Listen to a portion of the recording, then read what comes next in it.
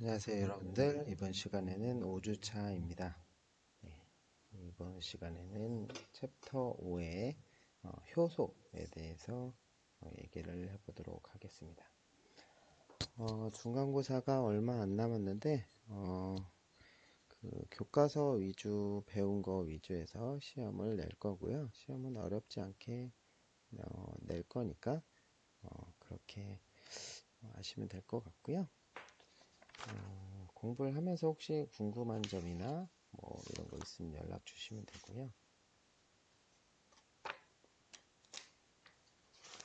여러분들이 책에서 공부했던 요약 부분이나 연습 문제 같은 것들을 좀 잘 보시면 되겠습니다. 네, 그러면은 책 5장을 보도록 할게요. 효소, 촉매 메커니즘과 조절 작용입니다. 이 그림은 105쪽에 나오는 그림이고요. 기질과 결합한 키모트립신의 활성 부위라고 해서 그림이 나오는데요. 활성 부위 주머니 속에 녹색 부분, 기질이 보이고요. 기질과 활성 부위가 이제 반응을 하는데 활성 부위의 잔기, 세린 195의 OH기가 기질의 카보닐기와 반응을 해서 반응이 일어나는 거고요. 그리고 안정화가 되기 위해서 여기 O 부분에 형성되는 음전하는 옥시음이온 금호에 의해서 안정화된다고 합니다. 제 책에 이제 처음에 나오는 효소에 대해서 잠깐 보면요. 효소는 생명체에서 일어나는 수많은 대사의 화학 반응에 촉진하고 조절하는 고분자 단백질입니다. 효소의 특이성은 특정 기질에 대한 친화력과 효소와 기질 사이의 상호작용을 통해서 형성되는 복합체이고요. 촉매를 위해 효소는 일반 산, 염기, 금속이온, 공유결합 등의 다양한 메커니즘을 사용한다고 합니다. 그리고 효소의 활성은 세포 내에 존재하는 다양한 종류의 생체 분자 또는 화합물에 의해 구조적, 기능적 영향을 받습니다. 이 분자들은 효소의 합성과 분해, 활성화, 불활성화 등의 미세한 조정을 통해서 전반적인 대사 흐름을 조절한다고 합니다.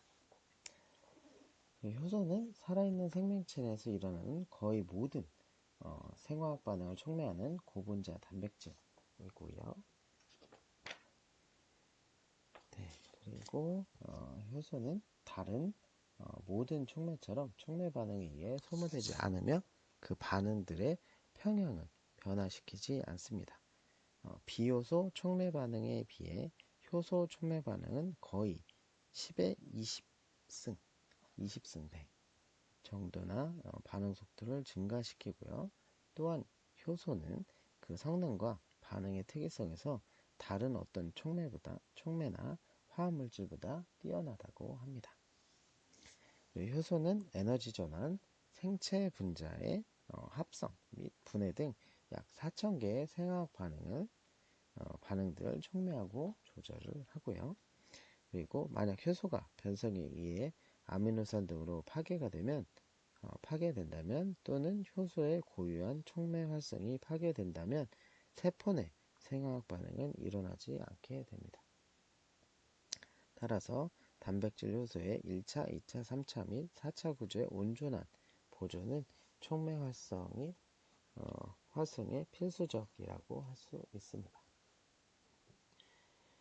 1982년까지 모든 세포 내 생화학적 촉매는 아미노산으로 구성된 단백질 효소에 의해서만 이루어지는 것으로 알고 있었으나 1982년 토마스 책은 RNA 분자가 세포 내에서 효소의 촉매 반응을 한다는 것을 처음으로 발견하게 되었고요.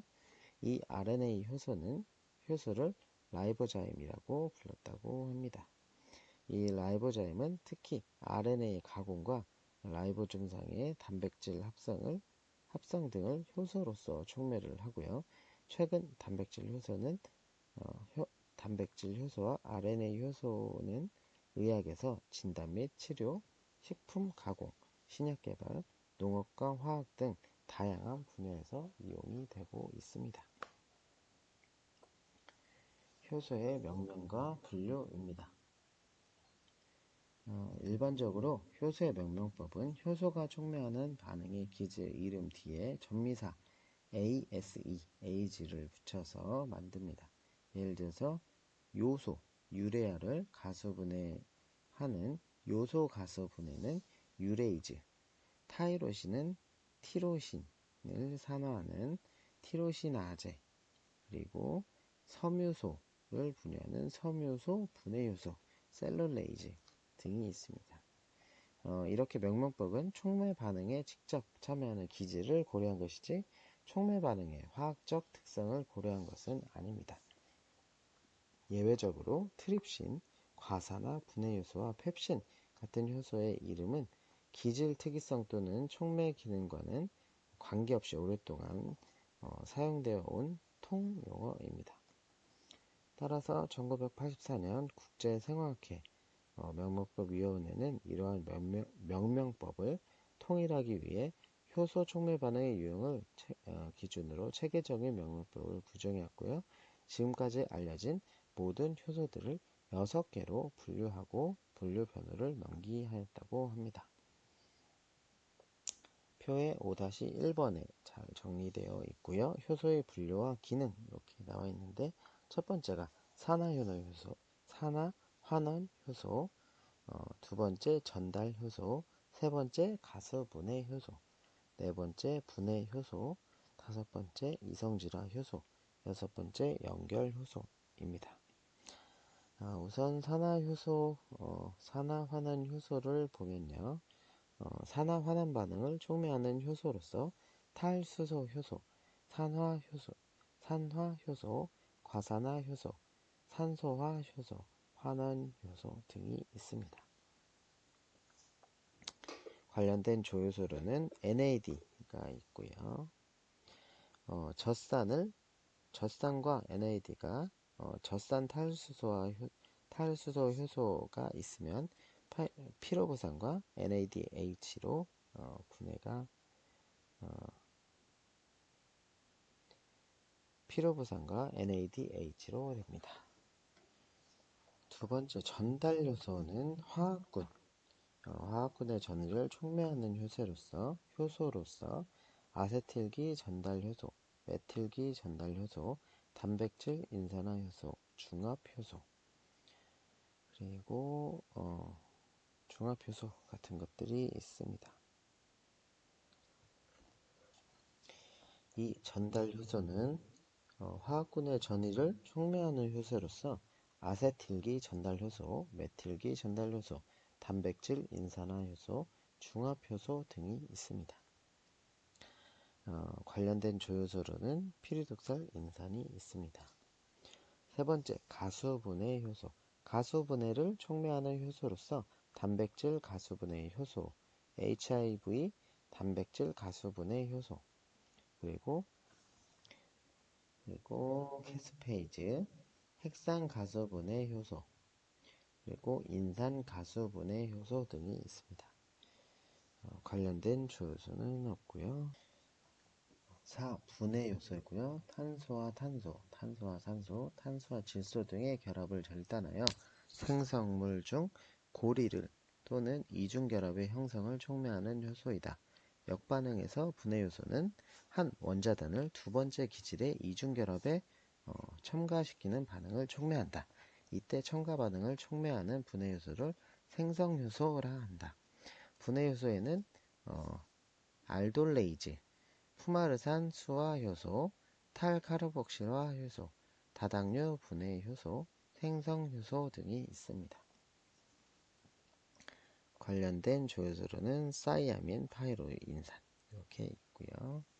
그리고 5. 이성질화 효소, 이성질화 반응을 촉매하는 효소로서 라세미아 효소, 단백질 이항화 이성질화 효소, 그리고 에피모화 효소 등이 있습니다.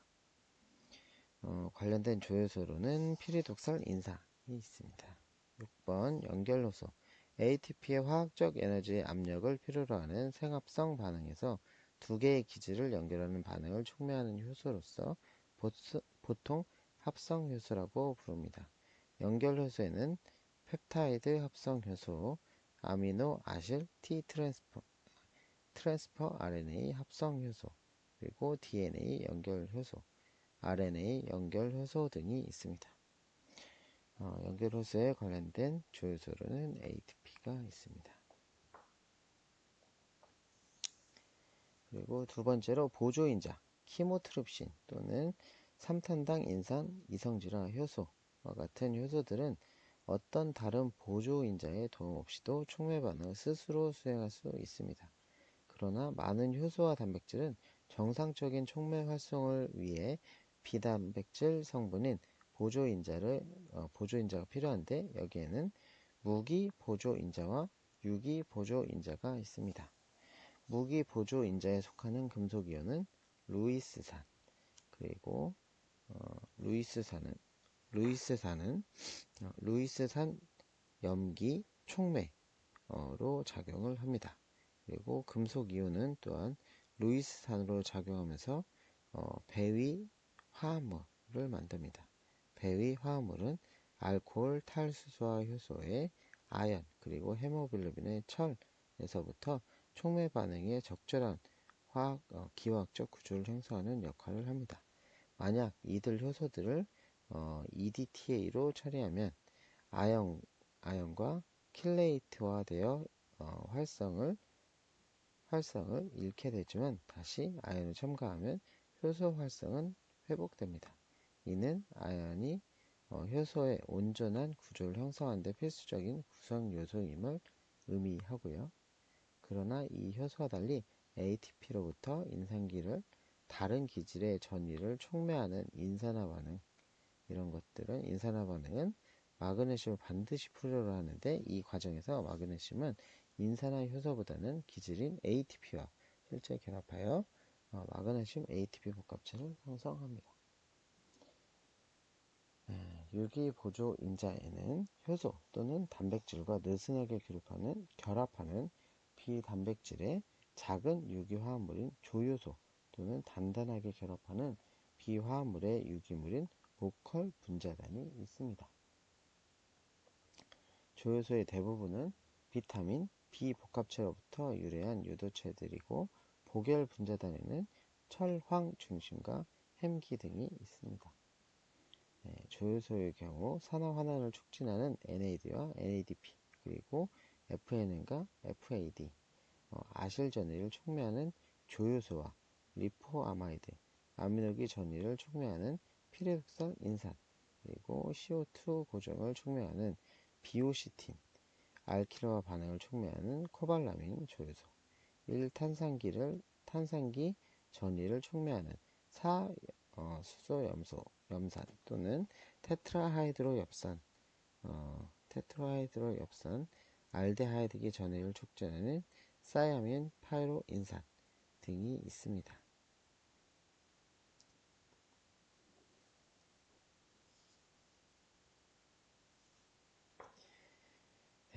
그리고 보조인자가 결여된 효소 또는 단백질을 각각 결손효소 또는 결손단백질이라고, 보조인자와 결합하여 촉매 활성을 갖는 효소를 완전효소라고 합니다.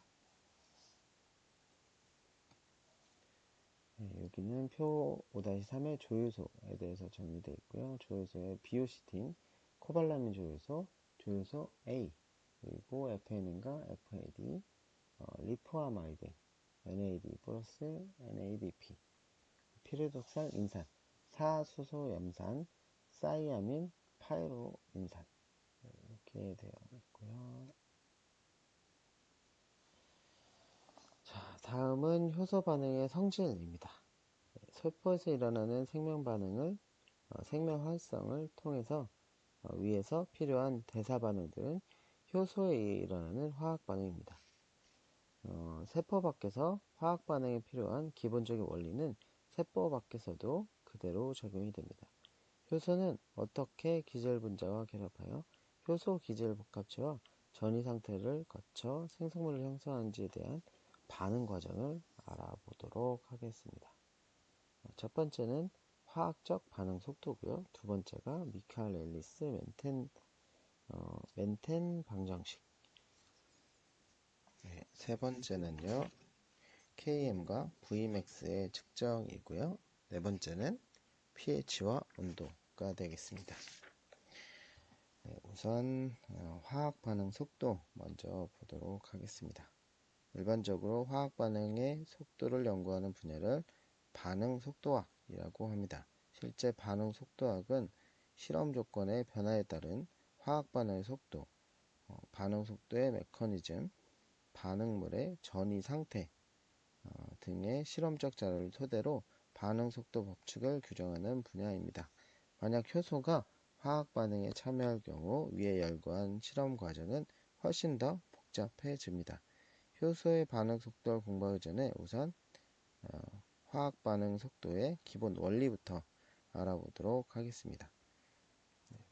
책에 나오는 것처럼 반응물 A가 생성물 P로 전환되는 반응을 생각해 보겠습니다. 네, 이 반응 속도의 V는 시간당 감소하는 반응물 A 양 또는 시간당 형성되는 P의 양을 측정함을 구할 수 있는데 A의 감소 속도는 델타 T 분의 마이너스 델타 A이고 P의 형성 속도는 델타 T 분의 델타 P입니다. 책을 같이 보시면 좋을 것 같고요. 반응물 A의 감소와 생성물 P 형성의 반응 속도가 화학량적 방정식과 관련되어 있기 때문에 반응 속도는 델타 T분의 마이너스 델타 A와 델타 T분의 델타 P로 나타낼 수 있습니다. 반응 속도 V는 반응물의 농도 또는 촉매의 농도에 따라 변하고 이러한 비효소 촉매에 의한 화학 반응 원리는 효소 촉매 반응에 그대로 적용이 됩니다. 단일 반응물의 반응 속도는 다음과 같은 방정식으로 표현할 수 있습니다. V는 Ka 이렇게 할 수 있고 이때 K는 반응 속도 상수인데 반응의 속도 또는 효율을 나타내고 K 단위는 시간의 마이너스 1승으로서 보통 민의 마이너스 1승 또는 세크의 마이너스 1승입니다. 반응식 2에서 반응물 A의 지수는 1이기 때문에 A에 대한 1차이고 전체적으로 보면 1차 반응 또는 1분자 반응입니다. 만약 두 개의 분자가 반응하면 A 플러스 B는 X 플러스 Y 반응 속도 방정식은 V는 KAB 이렇게 되고요. 반응 속도는 두 개의 반응물 A와 B 농도에 의해 결정이 되고 그 반응물에 대해 1차이기 때문에 합한 지수는 2입니다. 따라서 반응물은 2차 반응 또는 2분자 반응입니다. 2차 반응 속도 상수 K는 농도 마이너스 1승, 시간 마이너스 1승, 즉 민 마이너스 1승, 세크 마이너스 1승입니다. 반응의 전체 차는 반응 속도 방정식에서 지수를 합한 수치이고 얼마나 많은 반응들이 반응에 참여하는지를 보여주고 있습니다.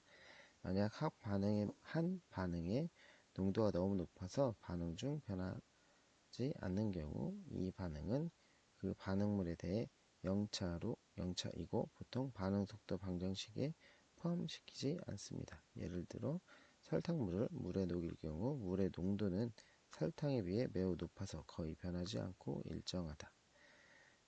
이러한 반응 조건 하에서 반응 속도는 설탕물의 농도에만 의존하기 때문에 마치 반응이 1차인 것처럼 보이는데 이러한 반응을 유사 1차 반응이라고 합니다. 그리고 두 번째로 미카엘 앨리스 멘텐 방정식인데요. 효소의 기질과의 상호작용을 연구하기 위해 미카 앨리스와 멘텐은 설탕을 가수분해하는 전환요소가 풍부한 효모의 추출물을 갖고 연구하였고 두 개의 실험에서 처음 속도 V0를 측정하는데 그 내용은 다음과 같이 있습니다. 첫 번째로 효소 E의 농도를 변화시키고 기질 S의 농도를 일정하게 유지하였을 때 효소 농도를 증가시키면 반응 속도가 비례적으로 증가를 합니다. 여기 그림의 5-1번 A번 보면 효소 농도와 반응 속도의 관계에 대해서 나오는데요. 효소 농도가 증가할수록 속도가 이렇게 이제 비례적으로 증가를 합니다. 이와 반대로 기질 S 농도를 변화시키고 효소 E 농도를 일정하게 유지했을 때 반응 속도와 기질 농도 사이에서 비선형 쌍곡선의 관계를 나타냈습니다. 그리고 쌍곡선은 1차 반응 속도로부터 전이를 의미합니다. B번에 이제 기질 농도와 반응 속도와의 관계가 나오는데, 기질 농도가 높아질수록 처음 속도가 1차 반응 속도는 비례적으로 증가하다가 0차 반응 속도가 되면 이제 기질 농도가 증가하더라도 처음 속도에 보다 이제 증가하지 않고 이제 유지되는 것을 볼 수 있고요. 효소 E는 기질 S와 가역적으로 결합하여 효소 기질 중간 복합체인 ES를 형성하고 이를 분해하여 생성물 P와 원래의 자유효소인 E로 전환이 됩니다. ES 중간 복합체의 형성을 위해서는 정류 상태 평형이 매우 빠르게 형성되어야 하는데, ES 복합체의 정류 상태는 ES 형성률과 ES 분해율과 같다는 것을 의미하고, 즉 ES 농도가 시간에 따라 변하지 않고 일정하다는 뜻이 됩니다.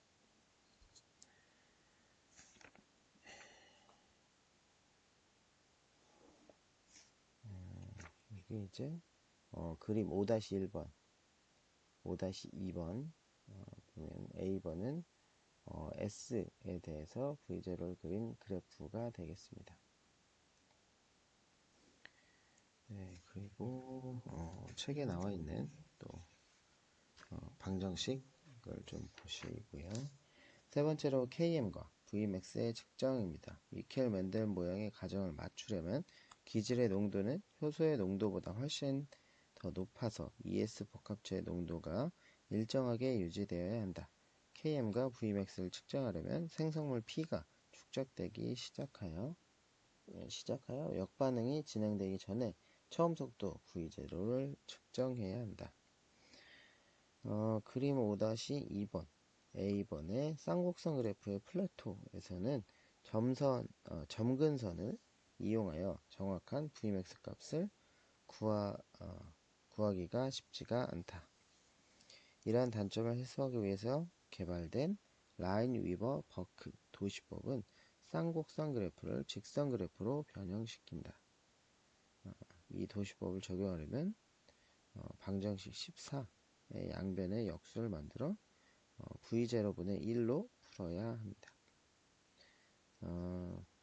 그래서 요거는 이제 수식이 이렇게 책에 나와 있고, 방정식 16은 y는 mx 플러스 b로서 V0분의 1은 y, s분의 1은 x, vmax분의 km은 기울기 m, vmax분의 1은 y절편 b입니다. s분의 1에 대해서 v0분의 1을 도시하면 직선형의 그래프가 만들어지고, 이를 라인-위버-버크 도시법이라고 합니다. 이게 이제 5-2의 B번 그림이 되겠고요. 직선의 Y축 절편은 KM분의 마이너스 1, Y축 절편은 Vmax분의 1이고, 기울기는 Vmax분의 KM이 됩니다. 방정식 7에서 전체 요소 E가 기질로 포화 상태가 되고, 즉 이 K2를 K카트라고 합니다. 그래서 K카트는 주어진 시간에 1몰의 효소에 의해 기질이 생성물로 전환되는 분자의 수이기 때문에 효소의 회전수라고도 합니다. 그리고 효소 단위 U는 분당 1마이크로몰의 기질 전환을 촉매하는 효소의 양이고, 이때 온도 조건은 보통 25도입니다. 그러나 1999년 U 대신 새로운 효소 단위인 카타이 1케탈이 채택되었고 1케탈은 초당 1몰의 기질 전환을 촉매하는 효소의 양입니다. 1유는 60 마이크로 케이탈 분의 1 그리고 비활성은 단백질 1kg당 케이탈 수로서 효소의 순수도를 나타내고 있습니다. 그리고 pH와 온도입니다. 효소는 단백질이기 때문에 pH에 되게 민감한데요. 대부분의 효소는 pH 5에서 9 범위 내에서 활성을 나타내고 pH는 효소의 산성 또는 염기성 아미노산의 이온화 상태에 영향을 줍니다. 만약 pH에 의해서 단백질 내 아미노산 장기들의 이온화 상태가 변화가 되면 단백질의 3차 구조로 결정짓는 이온화 결합들이 변할 수 있기 때문에 이는 단백질의 변화와 함께 효소의 불활성화를 초래합니다. 극도의 pH는 단백질을 변성화시킬 수 있고 pH의 변화는 효소의 구조는 물론 기질의 이온화와 구조를 변화시켜서 효소의 활성 부위와 결합할 수 없게 만듭니다. 그 결과 기질이 효소와 ES 복합체를 형성할 수 없기 때문에 촉매작용이 일어나지 않습니다. 효소의 반응 속도를 pH에 대해 그래프를 그리면 종 모양의 곡선이 됩니다. 그리고 펩신은 pH 1.6, 알파 아밀레이즈는 pH 6.7에서 7.0, 아르기나아제는 pH 9.4에서 최고의 효소 반응 속도를 나타내는데 이때 pH를 최적 pH라고 합니다. 그림 5-3 pH가 효소의 반응에 미치는 영향에 대해서 나오는데요. 밑에는 이제 pH 그리고 왼쪽은 효소의 활성이 나오는데요. 펩신은 pH 2에서 가장 높은 활성을 나타내고 있고 알파 아밀레이즈는 pH 7에서 아르기네이즈는 pH 10 정도에서 최고의 반응 속도를 나타내고 있습니다. 네, 그리고 그림 5-4번은 온도가 효소의 반응에 미치는 영향에 대해서 나와 있는데요. 온도가 높아짐에 따라서 반응 속도가 이제 증가를 합니다. 그런데 이제 0도에서 50도까지는 50도가 조금 넘는 온도에서 반응 속도가 계속 비례적으로 증가하다가 최적 온도가 이르면 그 이후부터는 단백질의 변성화가 시작되면서 이제 속도가 느려지게 됩니다. 우리가 흔히 접하는 효소의 최적 pH를 나열을 한 것인데요. 예를 들어서 이제 이자의 지방분해 효소, 요소 가수분해 효소, 과산화수소 분해 효소, 트립신 등의 최적 pH는 8.0, 7.0, 7.0과 7.8에서 8.7입니다. 효소를 포함하여 모든 화학 반응은 온도에 영향을 받습니다. 분자들이 충돌할 때 분자의 운동 에너지는 화학적 위치 에너지로 전환될 수 있는데 만약 분자의 화학 위치 에너지가 커지면 자유 에너지 감소 반응의 활성 에너지를 얻게 되는데 이때 온도가 증가하면 더 많은 분자들이 활성화 에너지를 얻게 됩니다. 그 결과 반응 속도는 증가하고 화학 반응과 마찬가지로 효소와 기질의 반응도 온도가 증가하면 적당한 범위 내에서 증가합니다. 그러나 효소는 단백질로 구성되기 때문에 어느 한계의 온도 범위를 넘게 되면 3차 구조를 파괴하여 열 변성화를 일으키고 80에서 90도의 온천 또는 심해 열수공에 서식하는 일부 생물들을 제외하고는 대부분의 효소들은 50에서 60도 온도 범위 내에서 반응 속도가 급격하게 감소하기 시작합니다. 표의 5-4번은 효소의 최적 pH가 나와 있습니다. 지방분해 효소 이자는 pH 8.0, 지방 분해 요소 위는 4.0에서 5.0, 펩신은 1.5에서 1.6, 트립신은 7.8에서 8.7, 요소 가수분해 효소는 7.0, 알파 아밀레이즈는 6.7에서 7.0, 과산화수소 분해 요소는 7.0, 아르기나제는 9.4의 최적의 pH를 가지고 있습니다.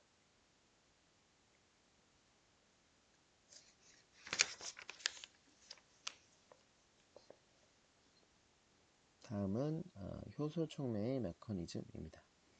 대부분의 효소에서 ES 복합체를 형성하는 데 사용되는 결합 에너지는 전체의 촉매 에너지를 일으키는 요소 중 하나입니다. 일단 기질이 효소의 활성 부위에 결합하면 적절히 위치한 촉매 기능군들은 일반 산 염기 촉매, 금속 이온 촉매, 공유 결합 촉매 등을 포함한 다양한 메커니즘들을 사용하여 화학 결합을 절단하고 형성합니다.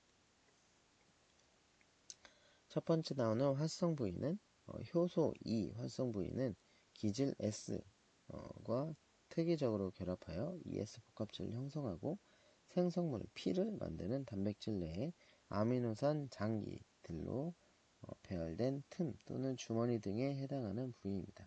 활성 부위의 존재에 대한 개념은 미카엘리스 멘텐 반응 속도와 단백질 구조의 연구로부터 유래하였고, 각 효소는 보통 각 소단위당 1개 이상이 아닌 제한된 수의 활성 부위를 가집니다.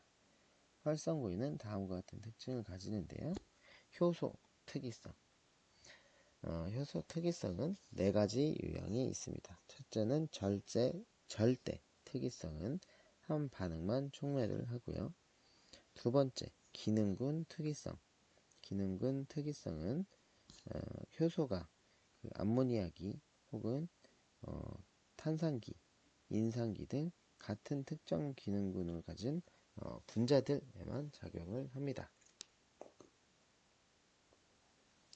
두 번째, 기능군 특이성. 기능군 특이성은 효소가 아미노기 혹은 메틸기, 인산기 등 같은 특정 기능군을 가진 분자들에만 작용을 합니다. 세 번째, 결합 특이성. 결합 특이성은 효소가 기질 분자의 구조와 관계없이 특정 화학 결합에 작용하는 것입니다. 예를 들어서 트립신과 키모트립신의 펩타이드 결합의 가수분해 같은 경우가 되겠고요. 네 번째, 입체 화학 특이성. 효소가 특정 입체 이성질체 또는 광학 이성질체에만 작용을 하는 것입니다. 예를 들면 육탄당 인산화 효소의 포도당 인산화 이런 것이 되겠고요. 두 번째로 결합 장기. 기질은 활성 부인의 3개에서 5개의 아미노산 장기들과 상호작용을 하는데 폴리펩타이드 사슬을 따라서 계속 이어진 부위를 차지하지는 못합니다. 오히려 대부분의 장기들은 사슬을 따라 먼 위치에 자리 잡지만 폴리펩타이드 사슬의 접힘과 굽힘, 운동 등에 의해 서로 가까운 위치로 이동해 놓이게 됩니다. 이처럼 활성 부위 결합은 직접 참여하진 않지만 폴리펩타이드의 나머지 아미노산 장기들이 전체의 폴리펩타이드 3차 구조를 움직여서 촉매 반응에 적합한 활성 부위를 조성을 합니다. 이러한 결합 장기들의 보조 역할은 효소 활성에 필수적입니다. 그리고 세 번째, 비공유 결합. 효소와 기질의 복합체는 수소결합, 이온결합, 소수성 효과, 반데르발스, 상호작용 등 약한 비공유 결합에 의해 형성되고 유지됩니다. 이 가역적 비공유 결합들은 기질이 활성 부인의 아미노산 장기들에 대해 정확한 위치에 놓이도록 하는 역할을 합니다. 효소의 기질과 상호작용은 이 두 가지 모델, 즉 자물쇠, 열쇠 모양, 그리고 유도 적합 모양이 있습니다.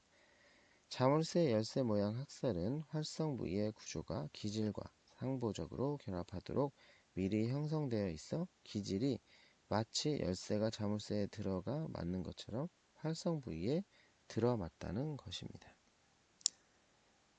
그림 5-5번 효소 기질의 결합 그림이 나와 있는데요. A번 보면은 자물쇠 열쇠 모양으로 되어 있고 기질과 효소의 활성 부위는 상보적 구조 모양을 갖고 있는 것이 보입니다. 밑에 효소 분홍색 부위 그리고 위에 기질 부위가 있는데 이제 기질과 효소의 이렇게 모양이 잘 맞는 활성 부위가 이렇게 있는데 그 두 개가 이제 잘 맞게 되면 효소 기질 복합체가 만들어지는 것이죠. 이 경우에 활성 부위는 유연성이 결여된 굳어 있는 상태이기 때문에 단백질 구조의 유연성을 설명하기는 적합하지는 않습니다. 유도적합 모형 학설에 따르면 자물쇠 열쇠 모형과는 달리 활성 부위가 미리 형성되어 있는 것이 아니라 오히려 기질과 효소 사이의 상호작용에 의해 형성된다는 것입니다. 효소의 결합이 효소의 형태 변화를 유도하여 활성 부위 구조가 기질과 상호적인 결합을 할 수 있도록 변환이 됩니다. 이제 B번을 보면 유도적합 모델인데요. 결합 전에 기질과 효소의 활성 부위는 서로 상보적인 구조의 모양을 갖고 있지 않지만 결합 후 기질에 대해 상보적인 구조의 모양을 형성한다는 것입니다. B번 그림처럼 효소와 기질이 처음에는 완벽하게 똑같지 않지만 활성 부위에 따라서 이제 결합을 하게 되면 효소 반응, 효소 기질 복합체가 형성이 되면서 이제 구조가 상보적인 구조가 이제 만들어지게 되는 것이죠. 효소의 전이 상태와 활성화 에너지의 특성을 고려할 때 유도적합 모형이 자물쇠 열쇠 모형보다 더 적합한 학설이라고 합니다. 자, 그리고 두 번째 활성화 에너지와 전이 상태. 화학 반응 속도는 반응물이 얼마나 효과적으로 충돌하여 전이 상태를 형성하는지에 달려 있습니다. 반응물들 사이의 충돌이 생성물을 형성하면 충돌하는 반응의 전자 배열이 정확한 위치에 놓여져야 하고 생성물이 갖고 있는 화학 결합과 원자들의 물리적 배열에 접근하는 데 요구되는 충분한 에너지를 갖고 있어야 한다. 전이 상태란 화학 결합들이 결합하거나 형성되거나 또는 파괴되는 원자들이 불안정하고 에너지가 충만한 상태로 있는 현상입니다. 그래서 그림 5-6번 반응 에너지에 나오는 것처럼 보는 것처럼 전이 상태는 반응 좌표에서 가장 높은 에너지에 해당하는 위치에 있게 되고 반응에서 반응물 즉 기질의 에너지 바닥 상태로부터 전이 상태에 도달하는 데 필요한 에너지를 활성화 에너지 또는 활성화 장애물이라고도 하고요. 5-6번에 보는 것처럼 효소 촉매 반응은 비촉매 반응보다 활성 에너지를 낮추어 반응 속도를 증가시킬 수 있습니다.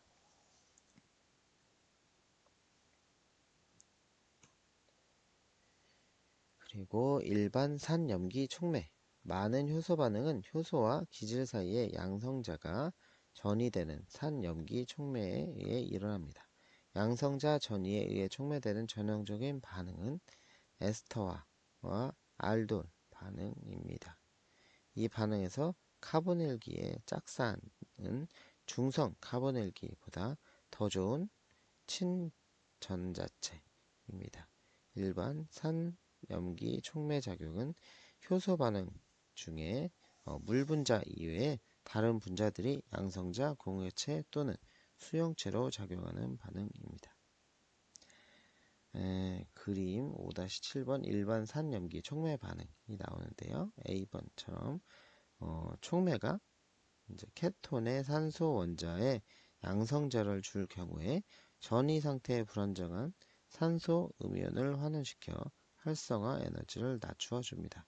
이 반응은 촉매가 양성자를 주는 산작용으로서 작용하기 때문에 산촉매라고 하고요. 반응 후 촉매는 원래의 형태로 돌아옵니다. 그리고 산촉매 반응에서 본 동일한 케토N을 토토머화 반응 라고 하는데 토토화 반응은 토토머화 반응이라고 하는데, 염기 촉매에 의해 촉진될 수 있고, 홀 전자를 갖는 B는 양성자를 받을 수 있는 염기 촉매입니다. B번에 나오는 것처럼 촉매 B는 케톤으로부터 수소 이온을 부분적으로 떼어내어 전이 상태 에너지를 낮추고 그 결과 반응은 촉진되게 됩니다.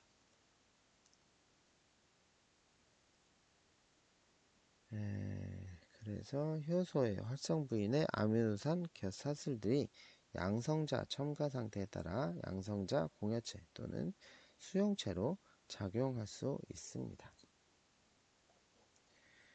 표 5-5번은 일반 산염기 촉매로 작용하는 아미노산 결사슬들인데요. 이 화학군들은 양성자 전이가 일어나도록 활성 부인에 정확하게 자리 잡은 효소 반응 속도가 10의 2승에서 10의 5승 차수로 증가하도록 합니다.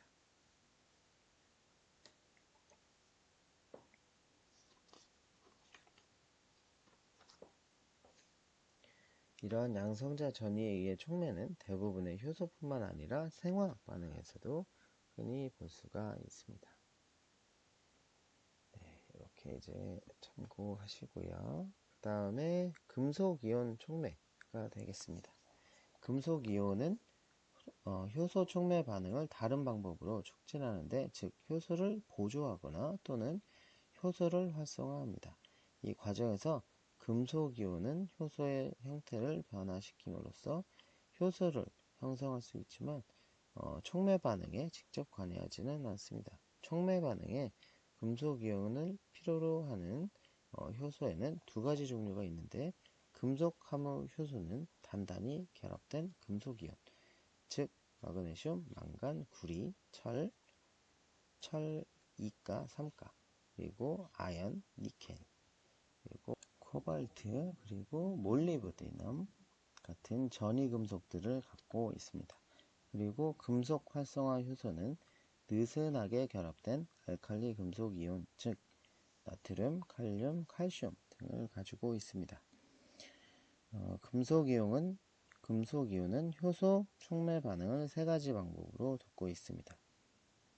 첫 번째는 금속이온은 기질을 배위 공유 결합은 두 원자 사이에 형성되는 공유 결합으로 두 전자 모두 한 원자에 의해 적용되는 결합인데요.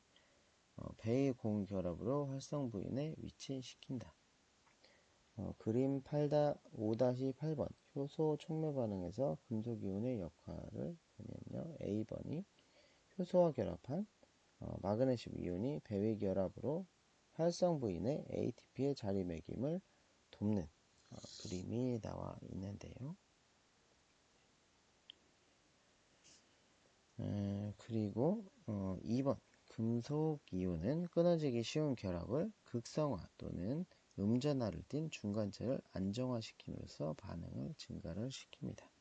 그게 이제 B번 그림에 나와 있고, 에스터 가스분해 반응에서 금속이온이 산소 음이온의 음전하를 안정화시키는 그림입니다. 그리고 세 번째 금속이온은 금속이온과 기질 사이의 가역적인 전자 전이를 통해서 산화하는 반응을 중재합니다. 10번의 사이토크롬 C의 철 2가 원자가 전자를 사이토크롬 C로부터 사이토크롬 A로 전이하게 됩니다. 자, 그리고 공유결합 촉매인데요. 공유결합 촉매는 기질 또는 기질의 일부분이 효소의 친핵성 기능군과 공유결합을 형성할 때 일어납니다. 효소 공유 촉매의 경우 한 기질의 일부분이 처음 효소에 전이된 다음 두 번째 기질로 전이됩니다. 이 과정은 반응이 활발한 전이 중간체를 만들고, 공유결합 촉매는 펩타이드 기질의 아마이드 또는 아미드 결합 절단을 촉매하는 키모트립신을 포함한 세린 단백질 가수분해 효소에서 볼 수 있는데, 촉매 과정은 여기 나오는 것처럼 2단계로 되어 있습니다. 1단계, 2단계 이렇게 되어 있고요. 공유결합 촉매를 사용하는 효소는 두 부분으로 구성된 반응 과정을 거치게 되는데, 반응 좌표는 두 개의 전이 상태를 가지고, 그리고 공유결합 촉매는 흔히 친핵 촉매로 불리는데, 왜냐하면 촉매가 친핵제로서 친전자체를 추적하여 공격하기 때문입니다. 그리고 6번째, 세린 단백질 가수분해 효소입니다.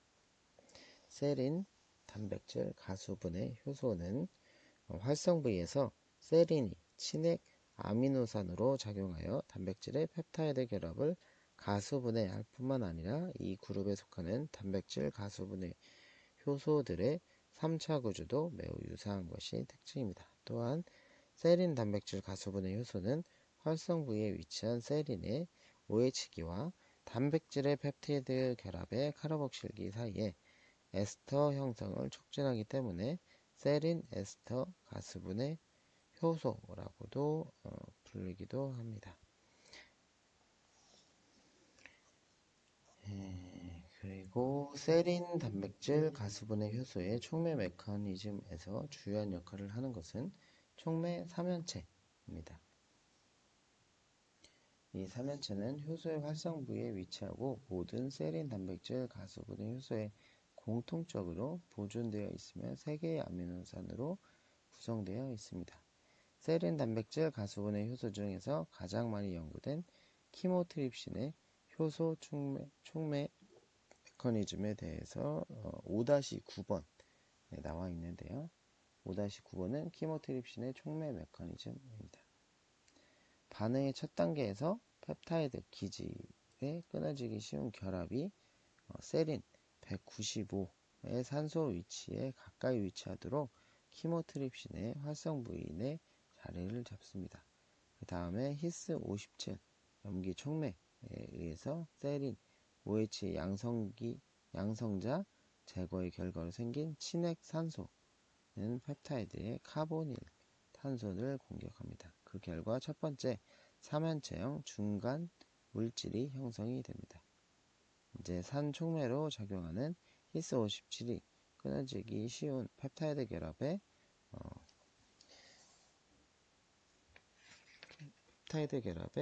질소의 양성자를 주면 3연체형 중간 물질은 분해가 되고 2단계는 펩타이드 결합의 절단과 함께 아민을 형성하게 됩니다.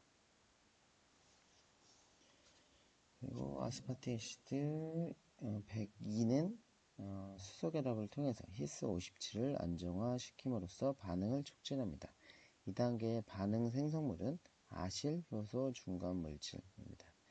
그 다음 물 분자가 활성 부위로 돌아오고, 물 분자는 양성자를 히스 57에 주고, OH기는 남아있는 기질의 카보닐기를 공격하여 두 번째 3연체 중간물질을 형성하게 됩니다.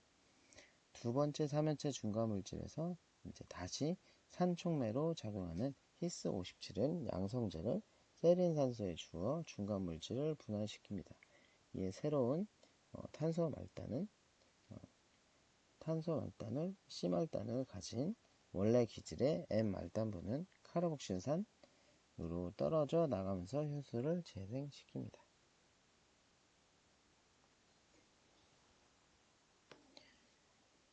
네, 그리고 그림은 한번 이렇게 보시고요.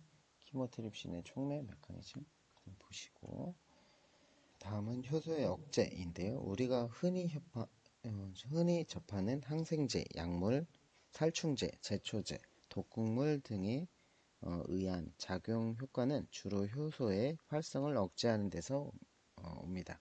이처럼 효소의 활성을 간섭하거나 또는 억제하는 화합물을 억제제라고 하는데요. 억제제는 여러 유형이 있고, 그 작용의 양상에 따라 경쟁 억제, 비경쟁 억제, 무경쟁 억제, 비가역 억제 등으로 나뉩니다. 우선 첫 번째 경쟁 억제는 경쟁 억제제, 효소와 가역적으로 결합하여 EI 복합체, 효소 억제제 복합체를 형성합니다. EI 복합체는 기질 S와 결합할 수 없고, 따라서 E, S, I가 함께 존재할 때 E는 S와 결합하여 ES 또는 I와 결합하여 EI를 형성할 수 있습니다. 그리고 이게 E는 I와 S를 동시에 결합하여 3성분 복합체인 EIS를 형성할 수 없고, 즉 I와 S의 결합은 서로 배타적입니다. 그래서 여기 표에 나오는 것처럼 이렇게 이제 되고요. EI의 형성은 S와 결합하는 E의 농도를 감소시켜 반응 속도를 낮추고, 그러나 이러한 억제는 기질의 농도를 단지 증가시켜 극복할 수 있는데, 이러한 현상을 경쟁 억제라고 합니다. 이러한 현상은 경쟁 억제제가 I가 S와 유사한 구조를 갖고 효소의 동일한 활성 부위에 가역적으로 경쟁하기 때문에 일어납니다. 그래서 5-10번의 경쟁 억제 그림이 나오는데요. 여러 농도의 억제제 I의 존재하에서 Km과 Vmax 값의 변화를 측정하기 위해서 V0분의 1을 S분의 1에 대해 라인 위버버크 그래프를 그린 것입니다. 그래서 그 결과 Km 값은 경쟁 억제제의 농도가 증가함에 따라서 증가하지만 Vmax 값은 증가하지가 않습니다. 그래서 이게 경쟁 억제 반응의 공통적인 특징이고, 경쟁 억제의 대표적인 예가 말론산에 의한 숙신산 탈수소 효소의 억제입니다. 기질인 숙신산보다 그 메틸기 하나가 적은 말론산은 강력한 경쟁 억제제입니다. 다음은 비경쟁 억제입니다. 억제제의 억제 효과가 기질의 농도를 증가시켜도 감소하지 않을 때 이러한 억제를 비경쟁 억제라고 합니다. 비경쟁 억제제는 E와 S 모두 결합하여 EI와 EIS 복합체를 형성합니다. 즉 I와 S는 서로 배타적이 아닙니다. 네, 여기 이제 그래프 보는 것처럼 이는 억제제와 기질이 효소의 다른 부위에 각각 따로 결합하고 구조적 유사성도 없음을 의미합니다. 여러 농도의 억제제 I의 존재 하에서 V0분의 1을 S분의 1에 대해 라인 위브 버크 그래프를 그리면 다음과 같이 나타납니다. 5-11번 비경쟁적 억제 이렇게 나타나는데요. 비경쟁 억제 반응에서 기울기와 Y축 절편은 변하지만 X축 절편은 변하지 않습니다. 그래서 Vmax 값은 감소하지만 Km 값은 변하지가 않습니다. 즉 억제제는 기질의 효소와의 결합을 간섭하지 않습니다. 비경쟁 억제의 흔한 형태는 철 3가 또는 알루미늄 3가 금속 이온이 아미노산 장기 등의 O와 또는 S와 약한 복합체를 형성하여 효소 반응을 억제하는 것입니다. 그 한 예로 알루미늄 3가는 신경 전달 물질인 아세틸콜린의 가수분해를 촉매하는 아세틸콜린 에스터 가수분해 효소의 활성을 억제를 합니다.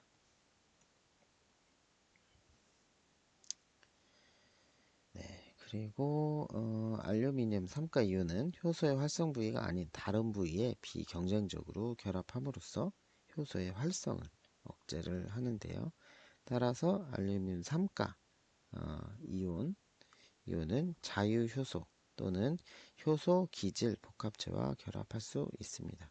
억제제가 E와 S를 다른 친화력으로 결합할 때 Vmax 값은 감소하고 Km 값은 증가 또는 감소할 수 있습니다. 이러한 억제 현상은 혼합 비경쟁 억제라고 합니다. 이 경우에 i가 ES보다 2에 대해 더 큰 친화력을 가지면 KM은 증가하고 i가 2보다 ES에 대해 큰 친화력을 가지면 KM은 감소하게 됩니다. 혼합 비경쟁 억제는 경쟁 억제와 무경쟁 억제의 조합이라고 볼 수 있습니다. 다음은 이제 무경쟁 억제인데요. 무경쟁 억제는 억제제가 자유효소와 결합하지 않고 효소 기질 복합체만 결합할 때 일어납니다. 효소의 일부가 불활성화인 EIS 또는 ESI 복합체로 전환되기 때문에 Vmax는 감소하고요. 억제제를 결합하는 것은 ES 복합체이기 때문에 더 많은 기질을 첨가해도 Vmax는 호전되지가 않습니다. 그래서 무경쟁 억제제는 또한 KM을 감소시키는데 그 이유는 ES와 ESI 형성에 대한 평형이 억제제와 결합하여 ESI 복합체를 형성하는 쪽으로 이동하기 때문입니다. 여러 농도의 무경쟁 억제제 I의 존재하에서 V0분의 1을 S분의 1에 대해 라인 위버 버크 그래프를 그리면 5-12번에 나와 있는 그래프와 같습니다.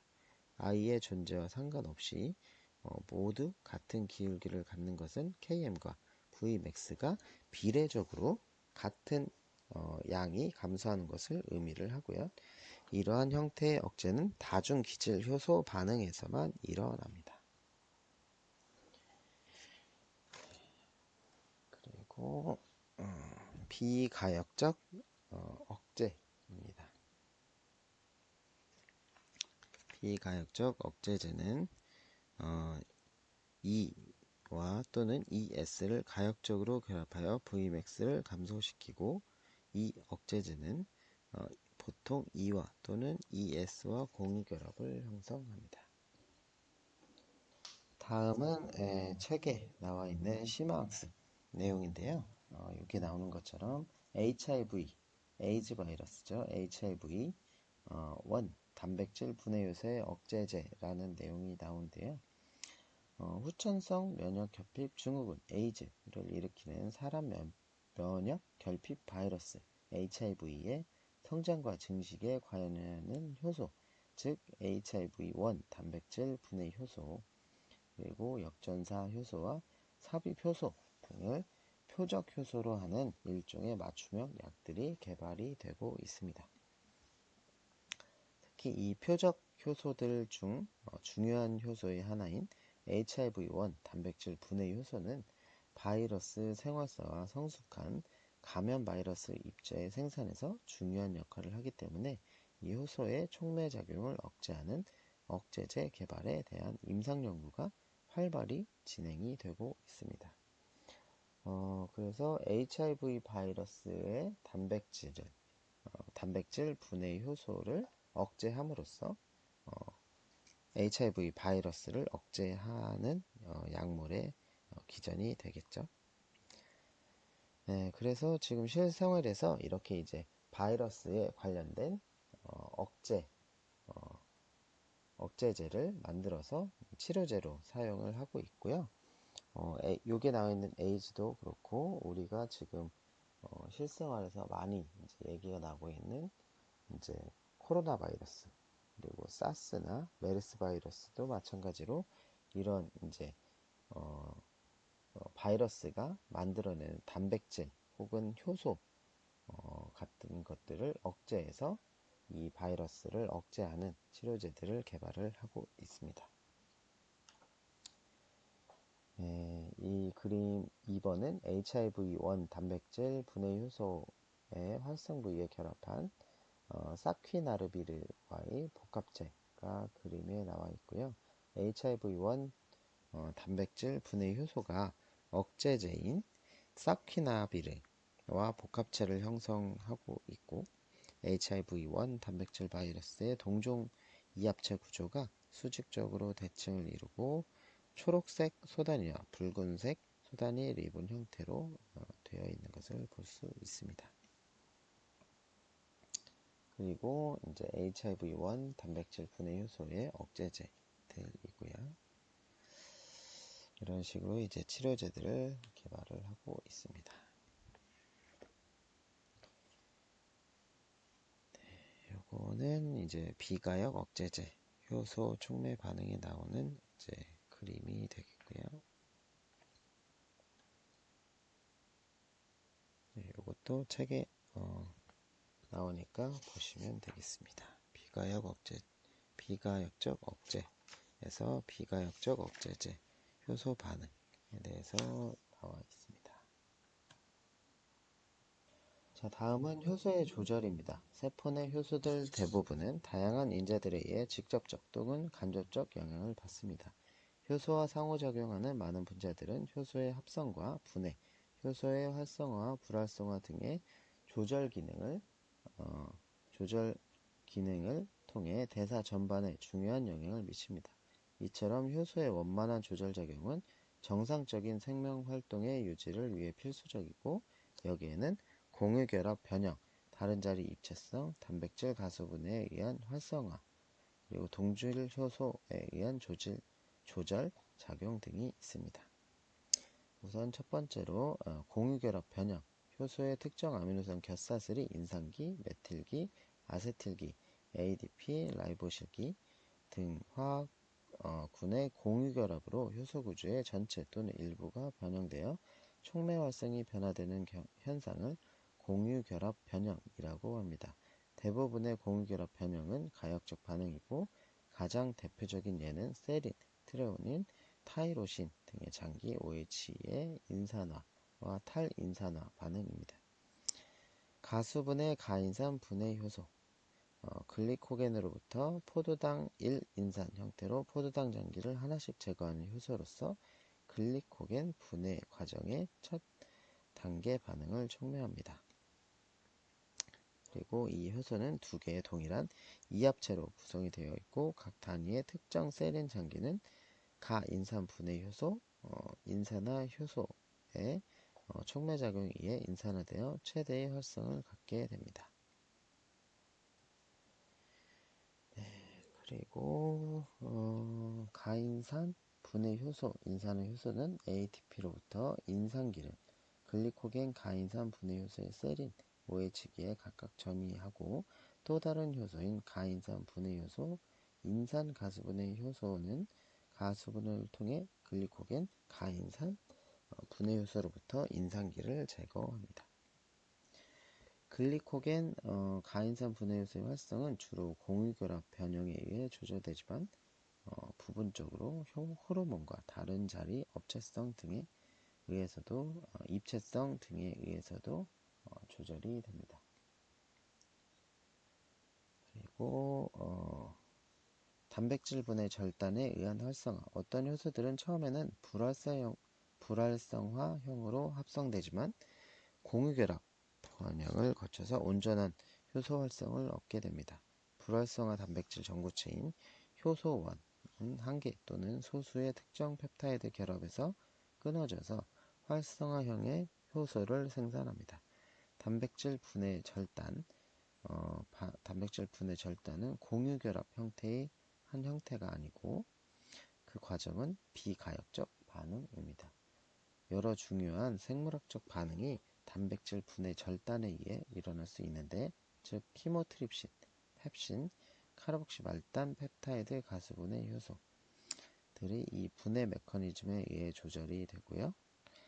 5-13번 그림에 보면 샘창자에서 이자효소 성구체들의 활성화 반응이라는 그림이 나와 있습니다.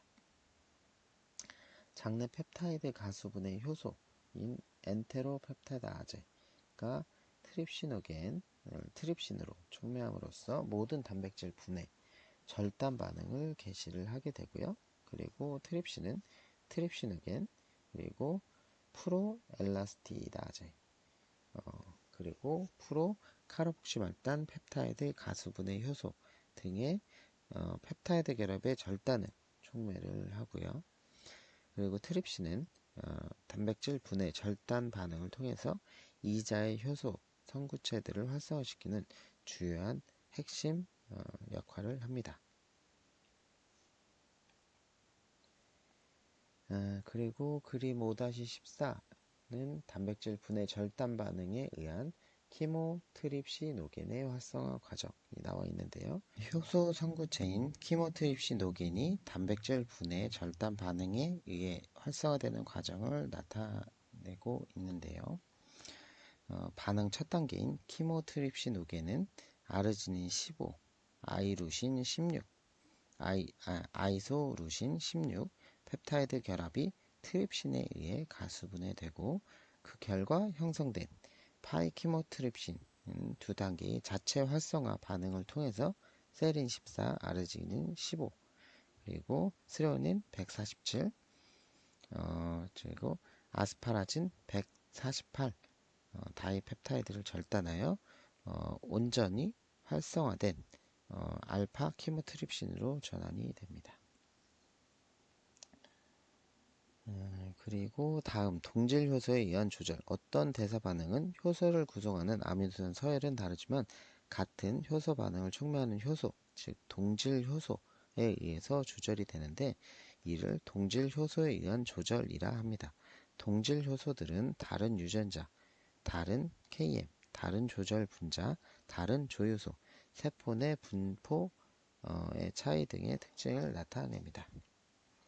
가장 잘 알려진 동질 효소는 피르부산, 젖산의 가육 반응을 촉진하는 젖산 탈수소 효소로서 두 개의 소단위인 M과 H로 구성된 사합체 단백질입니다. H 동질 효소는 심장근, 그리고 M 동질 효소는 골격근에서 각각 높게 발현됩니다. 심장에 존재하는 H4 동질 효소는 M4 동질 효소보다 기질 피르부산에 대해 더 높은 친화력을 갖고 있습니다. 뿐만 아니라 고농도의 피르부산은 H4를 다른 자리 입체성 효과로 억제하지만 M4를 억제하지는 않습니다. 표 5-6번에 나와 있는 것처럼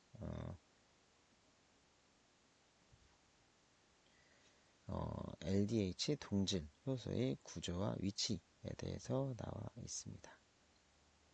이거는 참고적으로 보시면 되겠고요.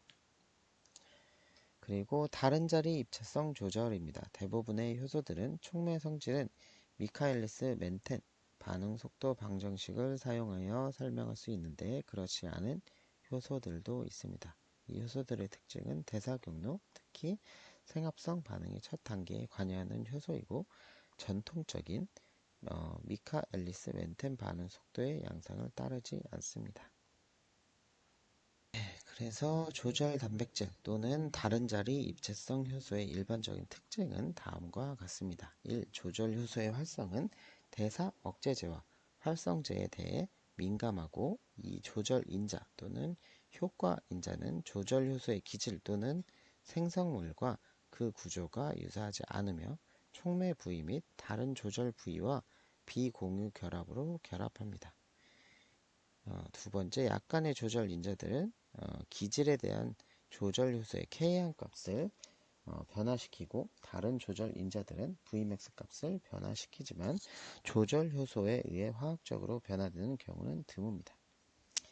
세 번째, 가끔 조절 효소는 조절 성질의 손실 또는 장애로 인해 인비트로에서 부분적으로 변성화될 수 있지만 촉매 활성의 손실은 없는데 이러한 현상을 감도 상실이라 합니다. 이는 촉매 반응과 조절 반응이 조절 효소상의 다른 부위에서 일어나는 것을 의미합니다. 그리고 네 번째 조절 효소를 S에 대해 V0 그래프를 그려보면 쌍곡선이 아닌 시그모이드 곡선을 나타냅니다. 시그모이드 곡선은 기질의 협동적 결합에 의해 형성되는 것으로서 조절 효소상의 여러 개의 결합 부위가 존재함을 암시합니다. 그림 5-15 다른 자리 입체성 효소의 협동성 결합 그림이 나와 있는데요. 다른 자리 입체성 효소에서 기질 S의 협동적 결합의 양상을 보여주고 있습니다. 활성제의 첨가는 시그모이드 곡선을 왼쪽 방향으로 이동시켜서 Km 값을 낮추는 한편 억제제의 첨가는 시그모이드 곡선을 오른쪽 방향으로 이동시켜 Km 값을 증가시킵니다.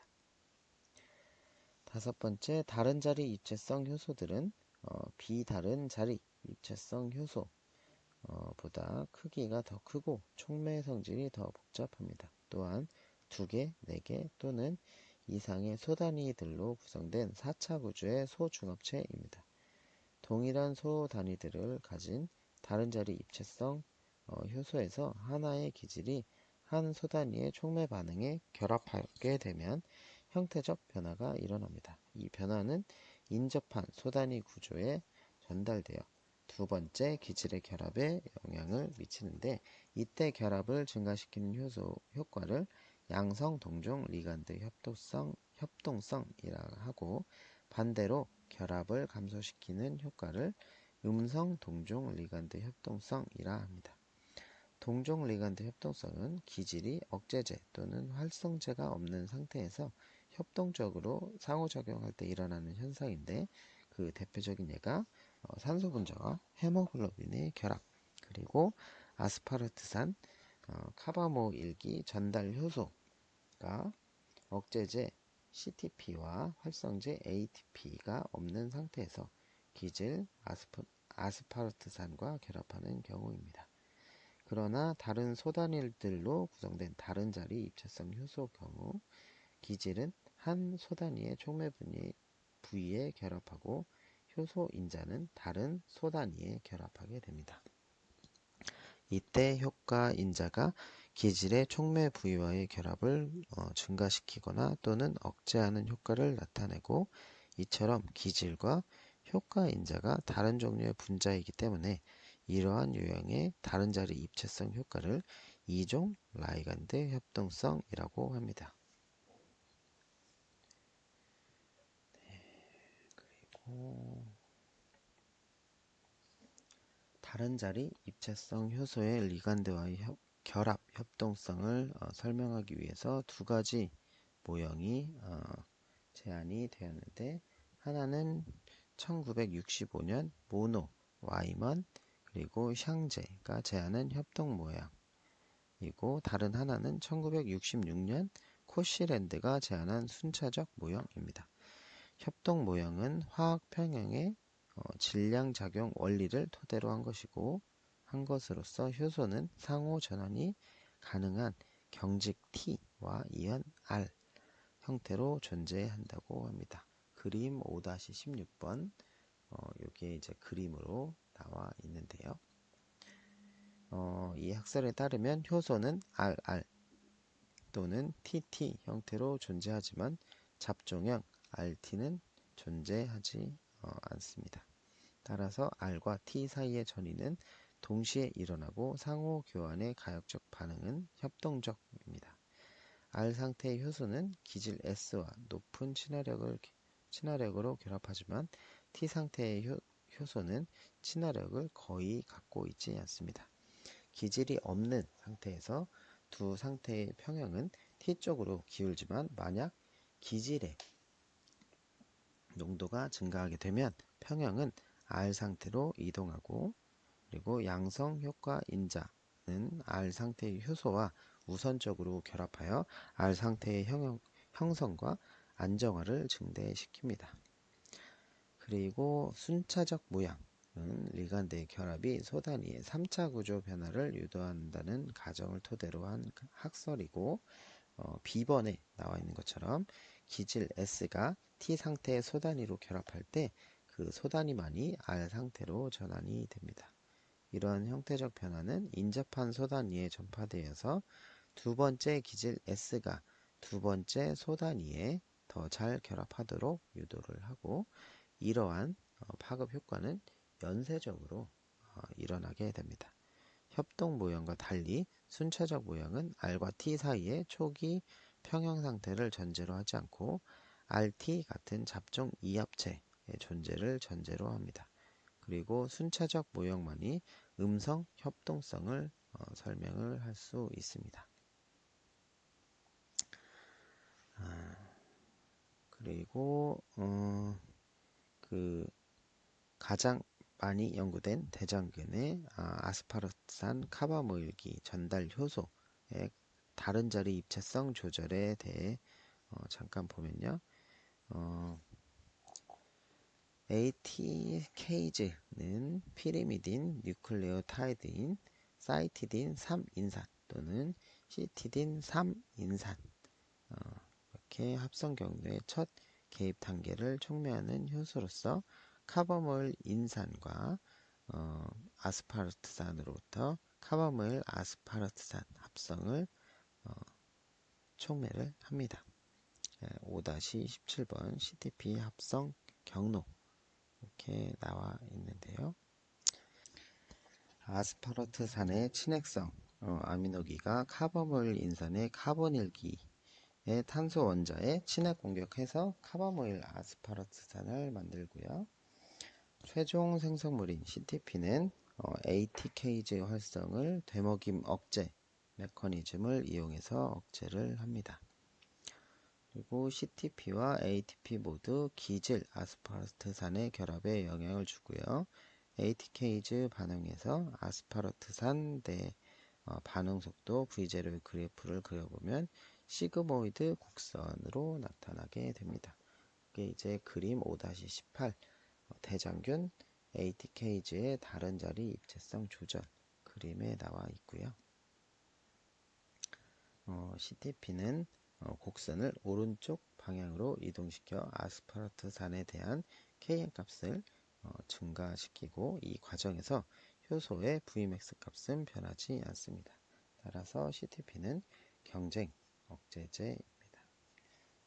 그리고 이와 대조적으로 ATP는 곡선을 쌍곡선 쪽 방향으로 이동시켜 Kn 값을 감소시키고 ATP에 의한 ATK즈 활성을 대사 측면에서 보면 ATP가 핵산 생합성을 위한 퓨린과 피리미딘 뉴클레오타이드의 합성률을 조화롭게 조절하는 것으로 보입니다.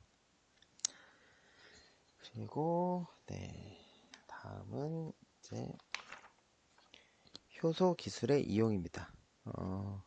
효소는 의학적으로도 이제 많이 응용을 하고 있고요.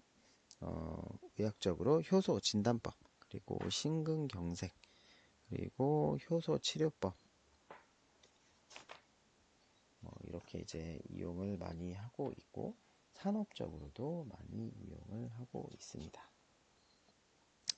효소 진단법에 대해서 잠깐 보면요. 효소 농도 측정은 질병의 존재 유무와 심각성을 나타내는 중요한 정보를 제공하고 따라서 효소 활성의 변화를 추적하기 위해서 추출된 효소의 활성을 직접 측정을 합니다.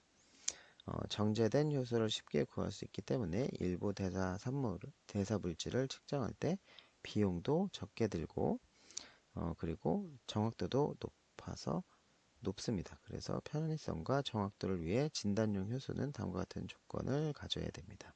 측정이 용이해야 되고요. 그리고 임상적으로 유용한 표본을 쉽게 얻을 수 있어야 합니다.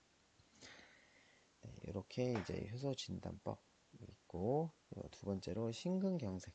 심근경색 증상은 가슴 왼쪽에 통증이 오는 것으로 시작되어 목 왼쪽 어깨와 팔로 번지면서 호흡이 불규칙해집니다. 진단과 치료를 통해서 크레아틴 인산화 효소와 젖산 탈수소 효소 LDH를 측정을 하는데 각 효소의 활성은 손상된 심장 근육 세포로부터 방출과 심장 근육 세포로부터의 방출과 혈액으로부터의 소멸 속도를 살펴보는데 시간에 따른 독특한 양상을 나타내게 됩니다. 5-19번이 심근경색 후 나타내는 혈청, 심장요소 활성 변화인데요.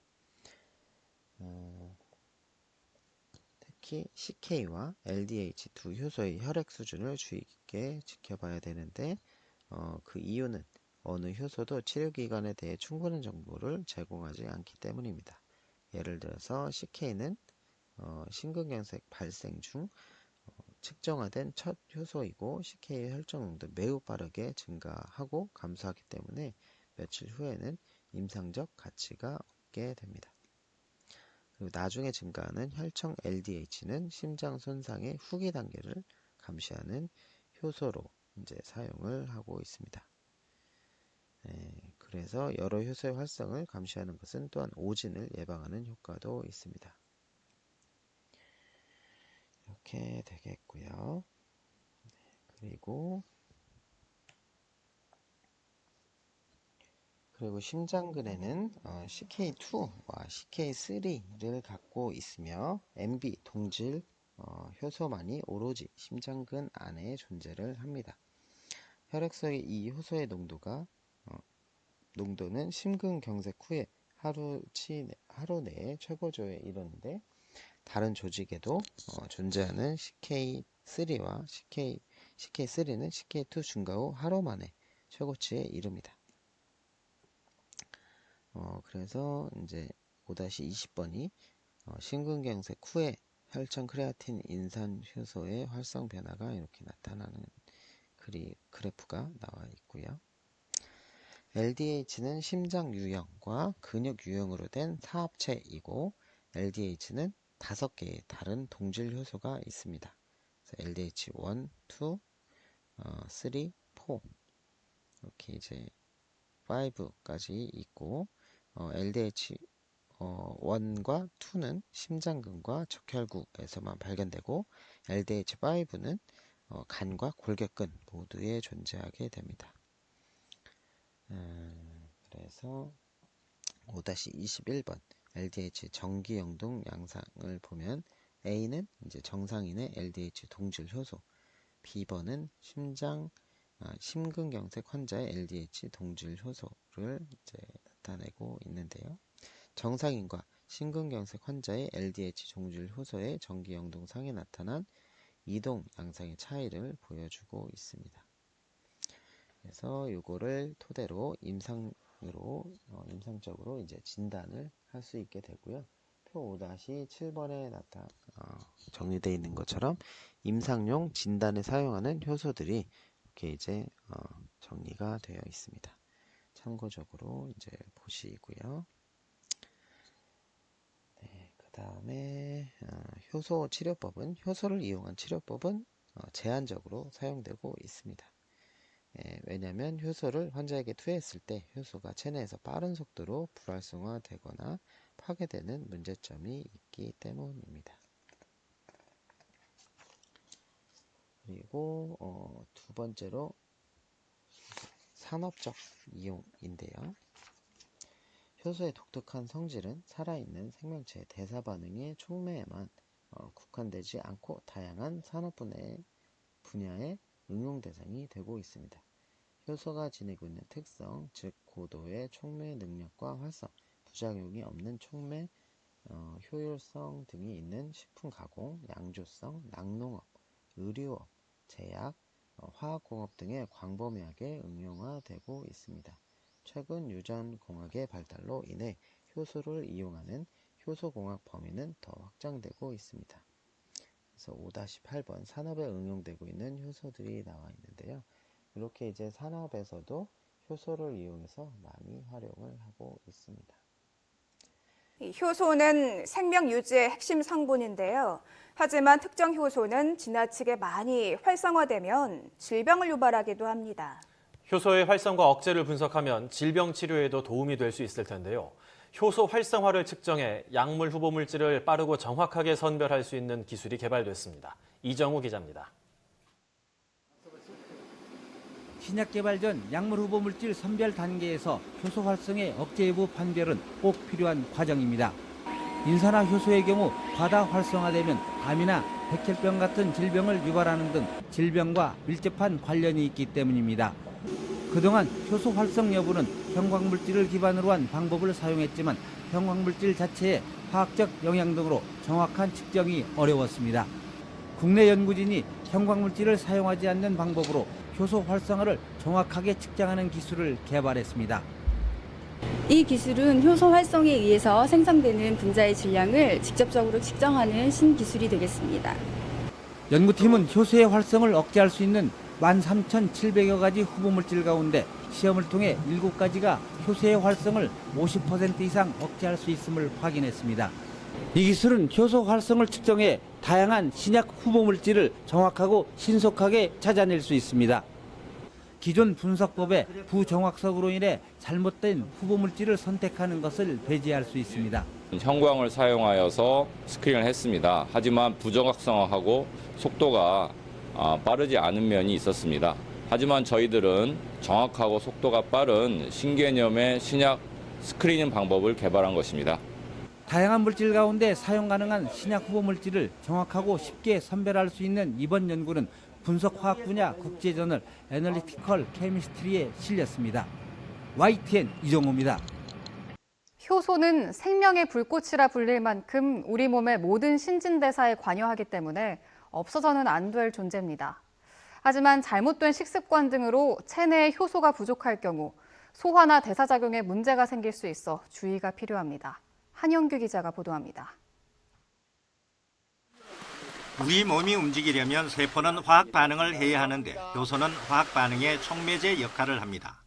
또 생명을 유지하는 데 필요한 에너지를 공급하고 탄수화물, 지방, 단백질 등을 작은 분자로 분해하는 역할을 합니다. 효소가 없으면 체내에 영양소나 비타민이 아무리 풍부해도 제 기능을 발휘하지 못하게 됩니다. 특히 장내의 음식물을 분해하고 영양분이 체내에 잘 흡수되도록 도와주는 소화효소가 부족할 경우 소화불량으로 이어질 수 있습니다. 또 식욕 억제 호르몬의 분비를 방해해 포만감을 느끼지 못하고 계속 음식을 섭취하게 함으로써 비만을 유발할 수도 있습니다. 효소는 나이가 들수록 전체 양이 감소하게 됩니다. 노인들 가운데 소화 기능 장애나 활력 저하를 호소하는 분이 많은 이유가 바로 이 때문입니다. 인스턴트 식품을 즐겨 먹는 잘못된 식습관도 효소 부족을 부추기는 원인입니다. 신선한 과일이나 채소에는 효소가 풍부하지만 가공 가열한 식품에는 효소가 파괴돼 있을 가능성이 높기 때문입니다. 효소를 보충하려면 효소 함량이 높은 생채소나 과일을 많이 먹어야 합니다. 다만 효소는 열에 취약하기 때문에 주의가 필요합니다. 또 현미나 보리, 율무와 같은 곡물 발효 효소가 많이 함유된 효소 제품을 먹는 것도 도움이 된다고 합니다. YTN 한영규입니다. 네, 코로나19 바이러스의 유전 정보 전체를 세계 최초로 분석했던 국내 연구팀이 이번엔 코로나19 바이러스의 증식을 억제하는 단백질을 찾았습니다. 단백질을 활용하면 더욱 효과적인 코로나19 치료제 개발에도 큰 도움이 될 것으로 보입니다. 이혜리 기자입니다. 미국 질병통제예방센터가 만든 코로나19 바이러스의 모습입니다. 바이러스가 세포 속으로 들어와 단백질과 결합한 뒤에 감염을 일으킵니다. 하지만 바이러스가 어떤 단백질과 어떻게 결합하는지는 아직 정확히 알려지지 않았습니다. 국내 연구진이 코로나19 바이러스와 결합하는 단백질 109개를 모두 찾아냈습니다. 그런 다음 단백질과 바이러스의 결합 과정을 살폈더니 단백질 17개가 바이러스의 증식을 억제한다는 사실을 확인했습니다. 바이러스가 몸 안에 들어와 다른 세포를 감염시키지 못하도록 단백질이 방해하는 역할을 하는 겁니다. 반대로 바이러스 증식을 돕는 단백질 8개도 발견했습니다. 세포 내 단백질들하고 이제 결합을 하고 그 과정이 바이러스의 생활사에서 굉장히 중요한 부분입니다. 이제 100여 개의 단백질들을 찾았고 그 중에서 이제 여러 단백질들이 그 바이러스를 도와주거나 혹은 방어하는 데 이용되거나 한다는 것을 발견했습니다. 연구팀은 코로나19 바이러스의 증식에 관여하는 단백질에 대한 추가 연구가 진행되면 치료제 개발에도 큰 도움이 될 것으로 내다봤습니다. 단백질들이 얼마나 결합을 잘 하는지 그 결합 강도의 순위도 볼 수 있기 때문에 후속 연구에 도움이 된다고 할 수 있겠습니다. 앞서 연구팀은 지난해 4월 코로나19 바이러스의 유전 정보가 담긴 RNA 전체를 세계 최초로 분석해 과학계 주목을 받았습니다. YTN 사이언스 이혜리입니다. 네, 이렇게 이제 나와 있고 다음에 읽을 거리에 RNA 효소 라이보자임이 나와 있는데요. 요거는 이제 한번 읽어보시면 되겠습니다. 참고적으로 읽어보시고요. 그다음에 뒤에 이제 요약과 연습 문제가 또 나오니까 이거를 같이 공부를 해보시면 되겠습니다. 참고 영상도 이렇게 같이 있으니까 한번 같이 보시고요. 네, 그렇게 하면 되겠습니다. 네, 그러면 이번 시간에도 수고하셨습니다.